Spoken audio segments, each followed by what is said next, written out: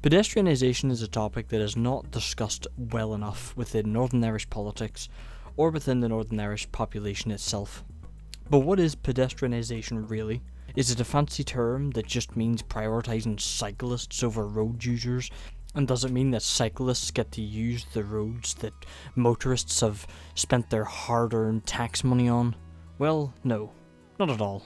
So in today's video, we're going to be talking all things pedestrianisation and how it will affect Belfast City Centre, as well as how it could affect your town or city centre if your council was to employ pedestrianisation where you live. So lots of good stuff in today's video, so stay tuned.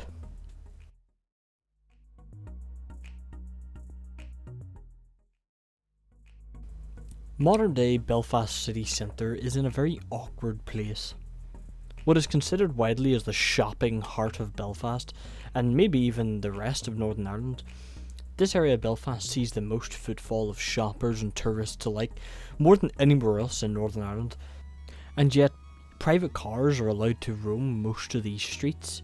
Now, Royal Avenue is an exception, as it is only accessible by taxis and buses, unless you're loading or unloading between 6 AM and 11 AM.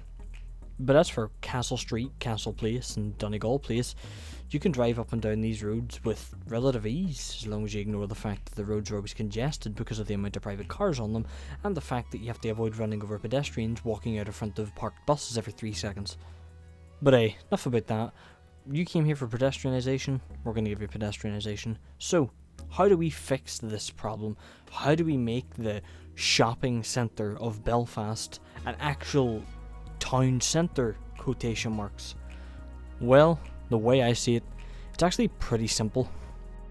What you see before you is an image of Coleraine Town Centre. Now, being from Coleraine myself, having been brought up there for the first 14 years of my life, I was able to enjoy shopping with my parents and grandparents and such in the town centre, traffic free, as the town was pedestrianised in the 1970s. Now, unlike the Belfast City proposal for pedestrianisation, Coleraine was pedestrianised for a much different, much more urgent reason. In the 1970s, it was the peak of the Troubles, and the Coleraine Borough Council were very deeply concerned that the IRA might launch an attack on Coleraine Town Centre, as it was one of the places yet left unscathed by the atrocities that were happening all over the country. So, in the early 1970s, the Coleraine Borough Council set out a plan. They were going to fully pedestrianise the town centre in a bid to tackle the IRA's ability to launch an attack and damage historical buildings in the town centre, as well as preventing terrorist attacks from harming, maiming or killing civilians in their town. So what you're looking at is actually the road network of Coleraine Town pre-1970s essentially.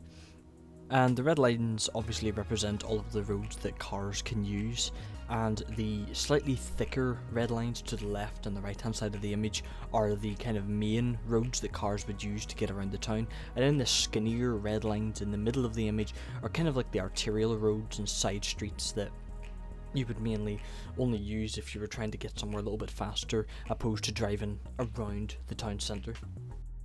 So, as you can see, after pedestrianisation in the 1970s, Coleraine Town Centre changed drastically. All of these main roads and arterial roads were now given to the public. The only way you can now drive up these roads is if you're a goods or delivery vehicle, or obviously some sort of emergency service or maintenance vehicle like the council or something like that. So getting into the town centre is now pretty much impossible by everyday road users and motorists. As well as that, there are now a few car parks dotted around the town centre itself, as you can see from the image on screen. And compared to back then, it has been transformed into a shopping paradise. People will come from all over the north coast to go to Coleraine Town Centre. At least it did in the past. I know the COVID pandemic slowed things down a bit, but the town centre of Coleraine has been able to really enjoy that immense level of foot traffic thanks to no cars being on its roads. You know, back in the day, there was cars everywhere. You couldn't have that amount of foot traffic there because, well, you would have been ran over if you tried to walk on the road, you know. But nowadays, there's none of that. You can walk or cycle or skateboard or handstand your way up and down the place and, you know, get to the shops you want to go to easily and quickly. and then get on a bus and go home. And one final thing I would like to add is that the Causeway Coast and Glens Borough Council actually do have a plan to further pedestrianise Coleraine Town Centre. Now, parts of these plans that you see on screen have been readjusted, such as the big road that they planned on building between the railway station and a roundabout around the back of Asda, which made no sense and would bulldoze Railway Place, which is completely undoable. However, I'm unable to find those plans, so I have to show you these older ones. But they do have plans to pedestrianise further the town square area in front of the leisure centre and kind of create a direct path for people to walk straight from the bus and rail hub of Coleraine right down into the town centre, as well as added waterfront areas and jetties and just a lot of good leisure and commercial space to help push Coleraine further into the 21st century. However, if these plans are to come to fruition, that's yet to be seen. So, enough about the Coleraine Town Centre and my great levels of childhood nostalgia bias towards it. How do we copy that model and apply it to Belfast City Centre? Well, the easiest way would be to have a very direct approach. So what you would do is you take Castle Street, Castle Place, Royal Avenue and Donegal Place and flat out ban all road traffic from them roads. Remove all the roads and replace it with a completely paved over pedestrianised area, so essentially you've got 4 gigantic footpaths.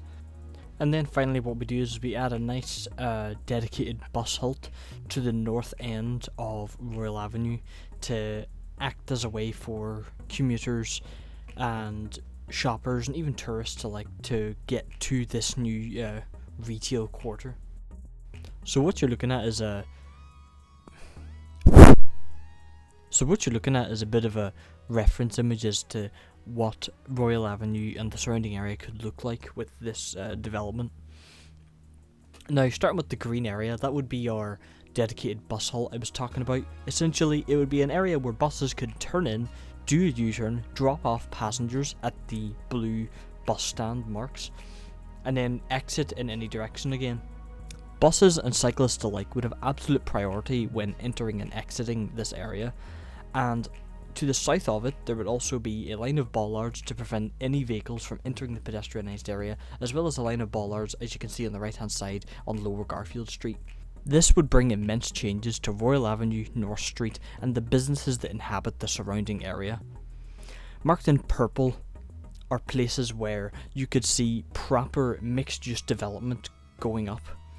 Car parks gone, empty lots and demolished buildings and ruins that are never going to be rebuilt gone. Everything there could be either bulldozed or built upon and built up into another extension of this new shopping district, despite the fact that it's not even included in the pedestrianisation zone, but it would still benefit from the increased amount of footfall and this dedicated bus halt being right next to it.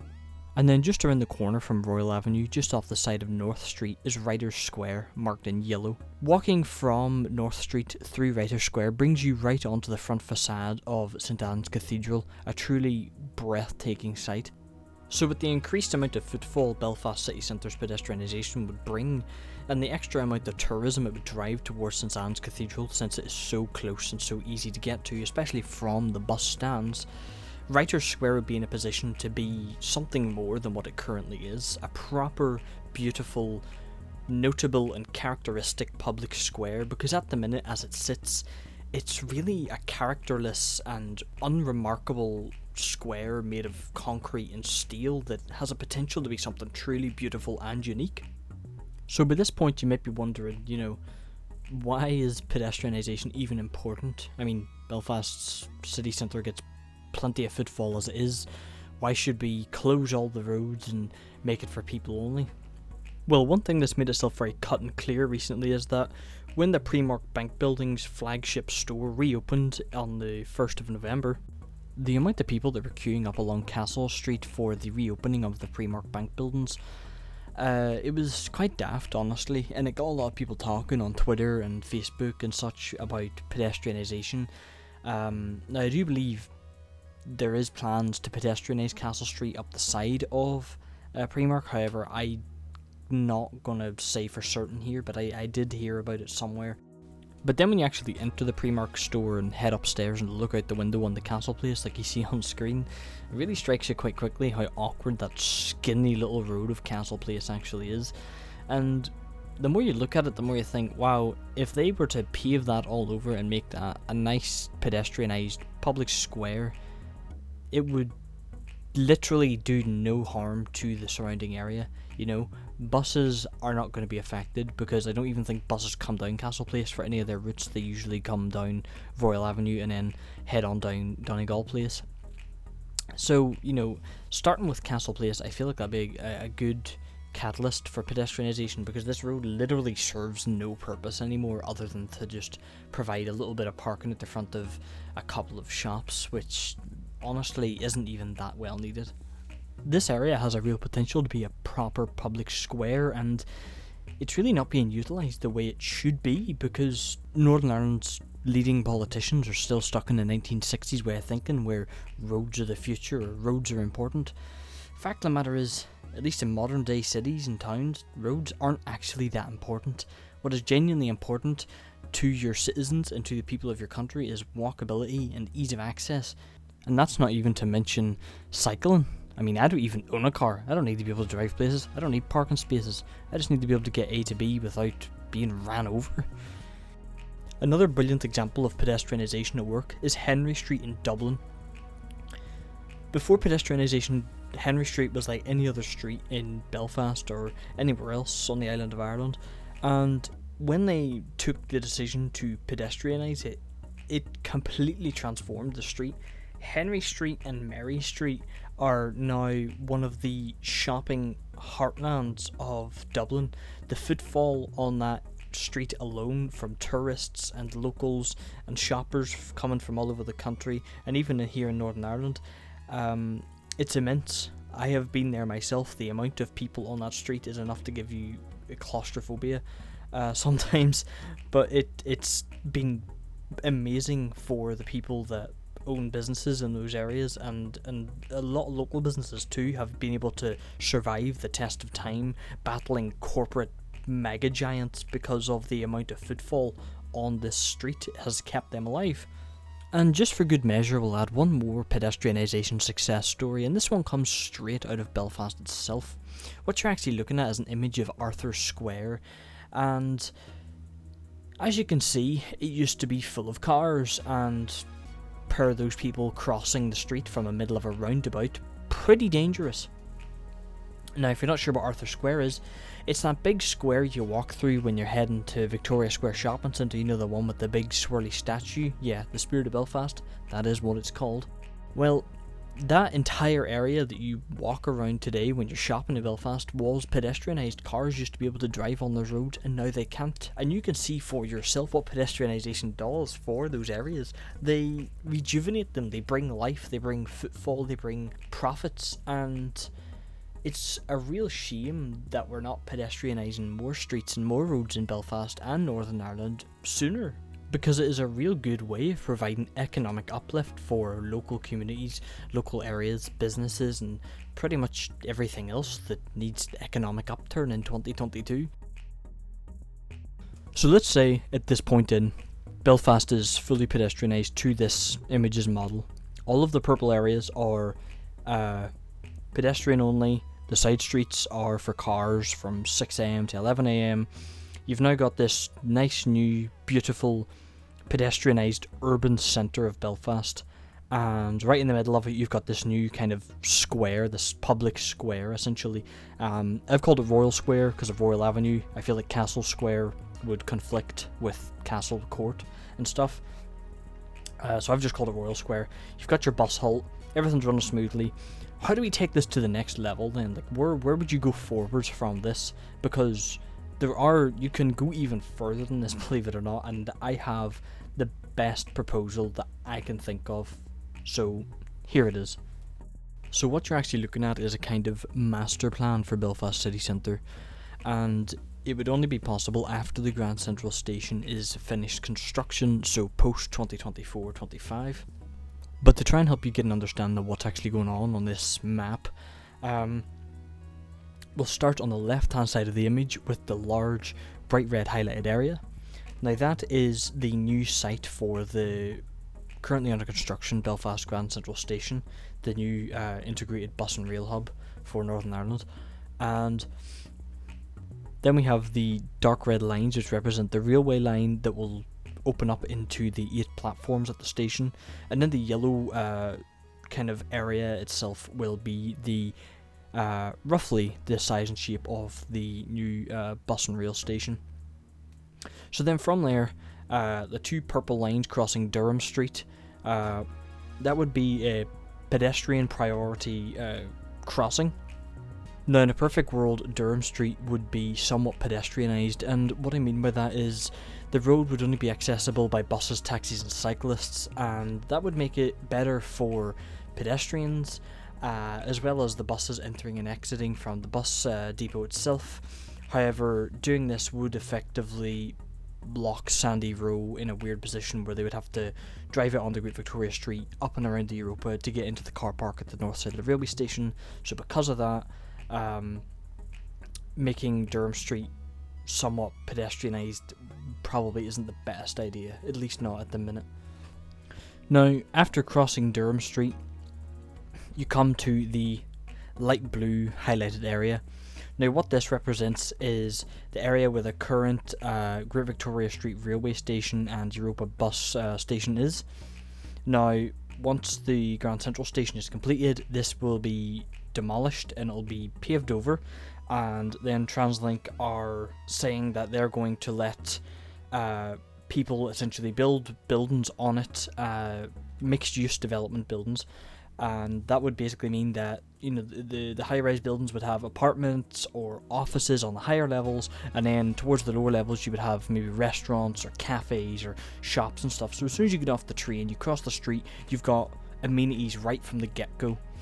Then what I propose is that using the Great Northern Mall as a sort of kind of quick access chute straight through the, you know, because it's already there. It's already being used as a way to get from the train station to the city centre quicker than walking around. So I propose it stays in its current purpose.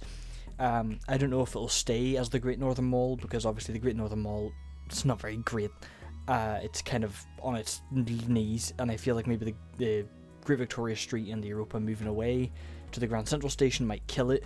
If that does happen, turn it into a nice tunnel, maybe put some art in it, you know, showcasing maybe the history of the Great Northern Railway as it's named after, and, you know, the history of the former Great Victoria Street railway station and stuff. You know, you could turn it into like a nice art piece as people walk through from the train station to the city centre. So now when you exit onto Great Victoria Street, you've got these green lines, so again that's another pedestrian priority road crossing. And when I say pedestrian priority, what I think in my head is I'm thinking of the street crossings you see in Amsterdam, where instead of people having to walk down onto the road to cross the road, the crossings are at people height. They're kind of like speed bumps, so cars have to drive up into the pedestrians kind of domain to cross the traffic lights essentially. So whereas you'll still have to press a traffic light button, it'll be a lot more friendly for the pedestrians because they're not walking down onto a busy road. Cars are actually having to drive up onto their essentially busy crossing to, you know, get up and down the road. And so now that we're across the road onto Amelia Street and further into Blackstaff Square, what I propose is the full pedestrianisation of Amelia Street, Blackstaff Square, Franklin Street and James Street South, all the way up until where it meets with May Street or the A1. Now, this would effectively turn Blackstaff Square into a sort of permanent restaurant kind of outdoor eating square, as at the minute it is pretty much pedestrianised as it is. Now, I don't know if Blackstaff Square is permanently pedestrianised. I saw somewhere that it was temporary because of COVID-19 and that it wasn't a permanent thing. However, I think maybe the Belfast City Council are trying to make it a permanent thing, but I haven't been able to find any concrete information on that. But at the minute, you've got places like Flax and some other bars and restaurants nearby. They have all their tables and chairs outside. People are able to eat out in the nice weather when there is some, and it looks great. It is gorgeous. It looks like a really nice place to spend an evening with friends and family and have a nice drink. But I want to push that further. I want to expand that. I want to move into Amelia Street and Franklin Street and James's Street South, all the way up to where the road ends at May Street, and effectively pedestrianise the whole thing. Now, once people coming from the railway station get all the way up to May Street and they've came out of the Blackstaff Square, this is the main kind of footpath where people would walk along and cross the road if they're heading to the city centre from the current railway station. Now, the green kind of crossings on May Street, what I propose is that what we do is we have 2 more pedestrian prioritised crossings, in the sense of, again, those kind of raised crossings to make sure cars slow down. It also kind of slows down speeding, because no one's going to go speeding up this big straight road when there's 2 kind of aggressive speed bumps along the way. You know, you'll seriously mangle your car if you hit one. But that's where the red kind of spiky symbols come in. What I propose in doing is Wellington Place and May Street should be somewhat pedestrianised, in the sense that taxis, buses, the glider and cyclists are the only people allowed to use those 2 roads, and all private cars will have to drive up Great Victoria Street and down Victoria Street on the other side to essentially get around the city, because the north end of this the north end of the city centre, with this new pedestrianised kind of retail quarter you're not going to need to drive there anymore. Wellington Place kind of becomes obsolete at that point, because you can't even drive up in there if it's all pedestrianised, and May Street technically is already kind of obsolete, because then all the buildings to the south end of the City Hall are already accessible from other roads down to the south end of that. So taking these roads away from the motorists and giving them to the public and public transport and like cyclists and such wouldn't actually hurt nearby businesses and retailers and all sorts that most people will probably try and argue that they would do fine, as there is many other ways of getting to them, and the extra amount of footfall it would bring would definitely make up for the lack of motorists. However, I'm sure not that many people drive to most shops in that area anyway. So from the left hand side crossing on May Street, heading up onto Upper Queen Street, we come to a very weird road layout where one side of the road is for only buses, permitted taxis, cyclists and motorcycles, and the southbound lane on the right hand side is for all traffic. Now, this is really stupid, because it really doesn't serve a lot of purpose, and especially not if this retail quarter was to be a fully pedestrianised area, because Queen Street, further north, would be a pedestrianised zone, maybe with access to buses, so Upper Queen Street having car access at all would be completely pointless. So what I propose is one of 2 things. Firstly, what we could do is take that southbound all access lane and remove it and make the footpath all the way over to the bus lane. This way the road becomes one way and you've now got a doubly wide footpath. This would allow for all the extra footfall of this kind of pedestrianised corridor from the retail quarter to the bus and rail hub. So the second option is what you see on screen. Firstly, we put a double concrete median up the middle of the road and a bicycle lane in the middle of that, so essentially creating a big, long, protected bicycle lane. Then we make the whole road for buses only, and it's one way heading north. So buses come in from May Street and exit onto Wellington Place. And because this road is double laned and one way, this means we can put bus stops on either side, relieving the bus congestion that is common of Upper Queen Street, as I have witnessed myself sometimes 4, 6 or even 8 buses waiting at a time on that road. This means that the buses can park either side with enough room for other buses to get around them, relieving that bus congestion and kind of freeing up that area from, you know, private cars and making it a more enjoyable place and more of like a little kind of bus hub closer to the city centre also. Now, unlike Upper Queen Street, Donegal Square West is kind of in a good place. although it can get very crowded at times, so that's why having Upper Queen Street kind of revitalised and made a bit more pedestrian friendly would ease some of that pedestrian congestion you see at peak times in Donegal Square West. But then, as we cross Wellington Place at one of the 2 pedestrian priority crossings, and we head up north into the beating heart of retail in Belfast City Centre, we have finally completed the journey from Grand Central Station to the new retail quarter, as we are calling it. So folks, there we have it. This is what FundTheNINE proposes we do with the future of Belfast City. It may be an ambitious project, sure, but it is definitely an obtainable one, especially with phasing and the right funding and approach taken from the government bodies responsible. And with the construction of the Belfast Grand Central Station, it is an absolute necessity that if Belfast is not pedestrianised further before the completion of the station, that when the station is built, there is adequate and proper pedestrian and cycle access from the railway station to the city centre like we have proposed, because the current routes are barely enough and they are not a good first impression for people coming to the city, and on top of that, with the new station, it may make the first impression of the city worse. So I'll leave that as a last message to simmer with you. Thank you for watching this video entailing the pedestrianisation of Belfast. I hope you enjoyed it, and hopefully at least some of you agree with some of my points. Let me know in the comments down below. Make sure to follow me on Twitter and on Instagram, and make sure to like and subscribe if you felt the video was enjoyable or agreeable. And hopefully I will see you in the next one. Goodbye.